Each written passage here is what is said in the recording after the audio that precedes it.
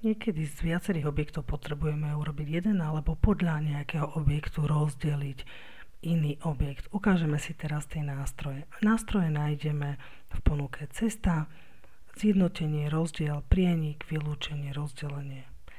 Takže zjednotenie znamená, ak mám dva objekty, tak z týchto dvoch objektov sa stane jeden. Zmiznú hranice a od tohto momentu už máme iba jeden jediný objekt. Ďalšiu možnosť máme rozdiel, to znamená, že vyreže sa časť, ktorú majú spoločnú. Zmizne nám ten vrchný objekt, ostane nám iba ten spodný objekt.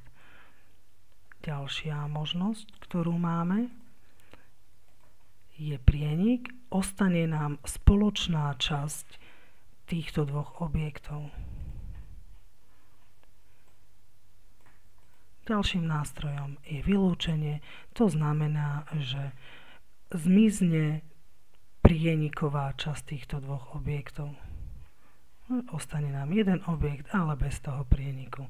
No a poslednú možnosť, ktorú tam máme, je rozdelenie, to znamená, že chceme rozrezať ten spodný objekt podľa niečoho, vrchný objekt nám zmizne a ostane nám rozrezaný spodný objekt. Rezať môžeme čímkoľvek, nemusí to byť rovnaký útvar, môže to byť napríklad čiara.